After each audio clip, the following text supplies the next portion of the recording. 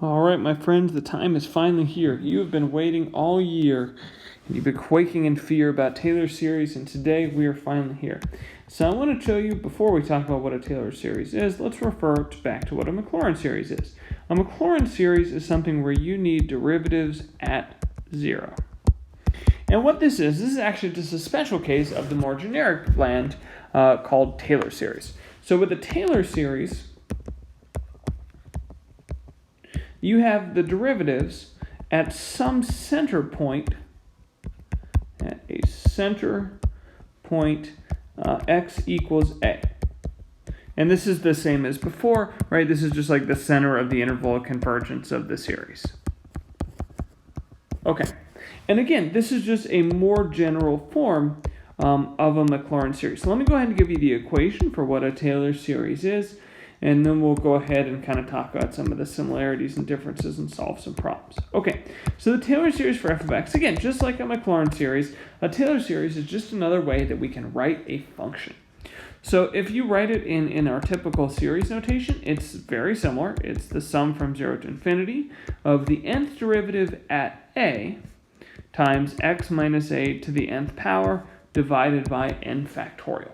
So if we kind of think about the first couple terms, it's saying this is like f of a plus f prime of a times x minus a to the first power over 1 factorial, and then plus f double prime of a x minus a squared over 2 factorial, and so forth. Okay, so you can see it has the same 3 parts, right? Just like a Maclaurin series, we have the derivative, we have the x to the n. I mean, it's x minus a to the n instead of x to the n, but same general thought. And then we have an n factorial on bottom. So it's the same 3 parts as a Maclaurin series. Kind of the differences here is that we have, the nth derivative at a, which is like the derivatives at the center point a, not just always 0, like in a Maclaurin series. And then, of course, the other difference, right, is we have x minus a to the n, not just x to the n or x minus 0 to the n. But the coefficients are still the same. So the coefficients are still just the nth derivative at a over n factorial. Basically, what we've done is we took a Maclaurin series, and this is a Maclaurin that we just shifted a units to the right. So if you're centered at 3, you're just taking your Maclaurin series and shifting it 3 units to the right. And then kind of a special note, and a lot of you guys have probably noticed this, is a Taylor series with a equals 0 is a Maclaurin series. So it's just one special case. So we've actually been doing Taylor series for the last week. You just didn't know. This is just a more general case of the Maclaurin series. So let's just give a couple examples. And the type of problems that you guys see, of course, are going to be similar to the type of problems that we've done for Maclaurin series. So we're just going to go ahead and write the first 4 terms of the Taylor series for f of x about x equals 1 if you are given that f of 1 is 3, f prime of 1 is negative 7, and then f double prime of 1 is negative 5. And let's, give the third one. The third derivative at 1 is equal to 8. Okay, so just a couple things. When they give us this about x equals 1, that's just telling us that the center is a equals 1. That's the center value. That's the a which we're going to use inside this equation. We take the derivative of a, we have x minus a to the n. Okay, so let's take a look at this guy.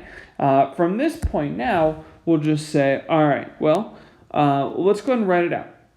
So my a is 1, so we know it's going to be f of a plus f prime of a times x minus a. A lot of people forget to do x minus a, but that's crucial. You have to make sure you're doing x minus a in each term.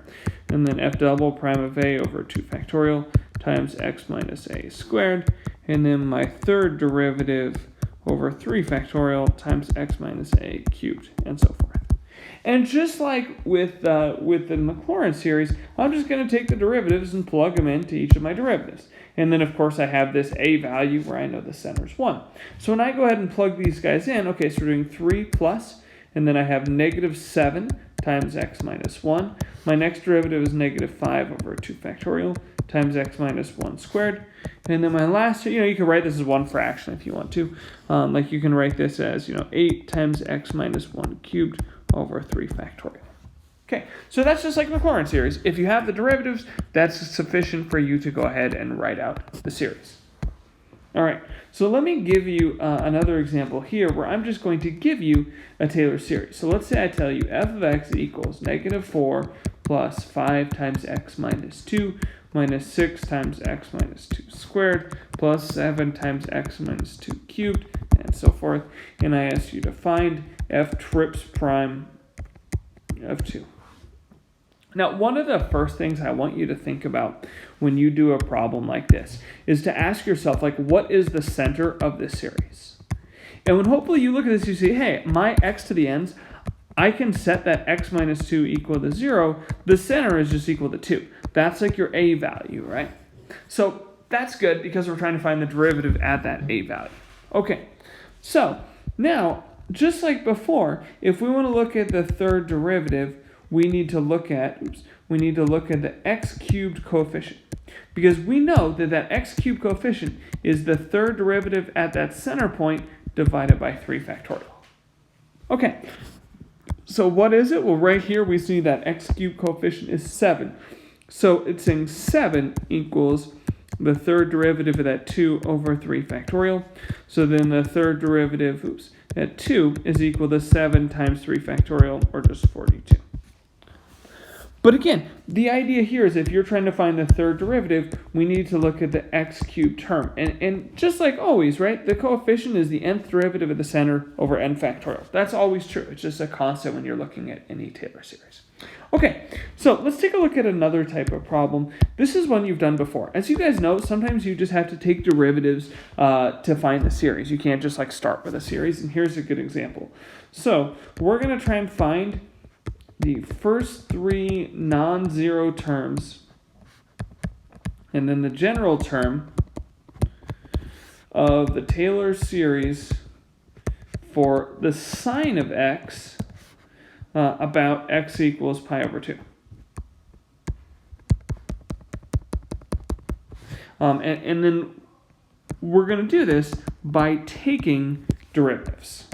That's the key, is we're going to take derivatives to help us go ahead and find that. All right, now when we're taking derivatives, just like before, we're saying, okay, my function here is the sine of x. So when I take the derivative of that, I'm going to get cosine x. Right, you've done this before, so I'll go pretty quickly. The third derivative is negative cosine of x. And then when you take your fourth derivative, you get back to sine and so forth. Okay, so now I'm going to go ahead, the series we have are great for Maclaurin series, but if you have a Taylor series, you're going to have to take a derivative almost all the time. So now we're going to plug in the center value. So we're going to plug in that a value. So we're trying to take the derivative at pi over 2. So that's the a. That's the center of my series. So if I want to find f of pi over 2, that's just equal to, let's see, the sine of pi over 2. Okay, that's 1. When I want to find f prime of pi over 2, that's the cosine of pi over 2, which of course is 0. The negative sine of pi over 2 goes to negative 1, and then we get 0 possible. Okay. So once we have those derivatives at the center point, now we're going back to this, which again, this is our key formula. Make sure you put a big box or star or whatever around this crap. We're going to use this Taylor series equation all the time. So now what we're going to do is we're going to just plug in. Okay, so we know that it's going to be like f of a plus f prime of a times x minus a, and then so forth. So when I plug this in, this is going to give me my series for sine. So we could write sine with the x minus x cubed over 3 factorial plus x to the 5th or 5 factorial, but if I wanted it centered at pi over 2 instead of 0, we're going to see it's radically different. So we have a 1 plus, and then the first derivative is 0. And the next derivative is negative 1. So we have negative 1 times x minus pi over 2 squared divided by 2 factorial, or just 2. My x to the third term is 0. And then my x to the fourth term is just 1 times x minus pi over 2 to the fourth power over 4 factorial. Okay, those are my first 3 terms. Then if I want to come up with a general term, I think this is one where you can come up with a pattern yourself, right? This is alternating. Let's see, it's only the even power, so it's x minus pi over 2 to the 2n. And just like before, the factorial matches the exponent. Okay, now this is actually kind of cool. So this is my series for sine centered at pi over 2 instead of at 0. And just by moving the center to pi over 2, now sine actually ends up having even terms instead of odd terms. That's kind of cool. Okay, so that's how you find a Taylor series, just by taking a derivative. Nothing kind of crazy there.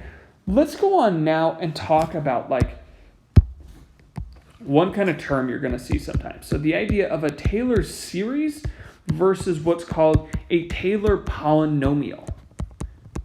Okay, and I wanted to explain kind of the difference because you're going to see problems with each of these. Okay, so when you have a Taylor series has infinite terms. And you use the plus ... at the end to kind of signify that it goes forever. When we use a Taylor series, it's truly an equal sign. Like sine of x is equal to these series. This is equivalent. This is just another way to write sine of x. And then the other thing is it gives you, of course, an exact value. Right? If you were to somehow plug into all infinite terms, it gives you the exact value, right? Like e cubed is equal to the sum from 0 to infinity of like 3 to the n over n factorial when you just replace the x with a 3 in the e to x series. Like those are the same thing. It's just a different way to write the same thing. When you use a Taylor polynomial, a polynomial just has some terms. Polynomials, like you learned in Algebra 1, are finite. Some terms, so there is no plus ... at the end. And to signify that, you're going to use like an approximately equal sign instead of a true equal sign, and they just give you like an approximation. Okay. So also when we talk about like Taylor polynomials, we're often going to talk about like, for example, a third degree Taylor polynomial or a third order Taylor polynomial. Like those are terms we're going to see. And when you see a third degree or a third order, what that just means is it goes up to x to the third term. So you're going to have your constant, your x term, your x squared, your x cubed, but nothing past that. And of course, if we have like a fifth degree, that means you're going to go up to the x to the fifth term. Yeah, 10th degree goes up to x to the 10th term. Okay, so let me give kind of an example of this difference here. So if we have like a Taylor series for e to the x, Taylor series for e to the x about x equals 0 is this. It's e to the x equals 1 plus x squared over 2 factorial, x cubed over 3 factorial, and so on. You know, we have the general term or whatever. And by the way, when you read this, when you read like Taylor series about 0, you should read that as Maclaurin series. That's all it is. And they'll test you on that on the AP test, but Taylor series at 0 and Maclaurin are the same thing. If they ask, though, for, you know, like the third order Taylor polynomial for e to the x about 0, you should be like, cool, it's the same thing. I just don't even need to bother finding a general term. So it's like e to the x is approximately 1 plus x squared over 2 factorial plus x cubed over 3 factorial. Done. Again, there's no ... it just stops there. And this is an approximation of e to the x. And if you plug in most numbers, it's actually pretty close. If you want like a second degree Taylor polynomial, that just means you're going to go up to x squared. So second degree polynomial, e to the x approximately 1 plus x squared divided by 2 factorial. Okay. And again, this is just an approximation of e to the x. So if you want to use the second degree to say approximate, I don't know, e squared, what that's saying is like just plug in x equals 2. So when you plug in x equals 2, it's saying e squared is approximately 1 plus e, not e. We're plugging in x equals 2. So it's 1 plus 2 squared over 2. Now, 5 is a really terrible estimate of e squared, but it is an estimate of e squared. Okay.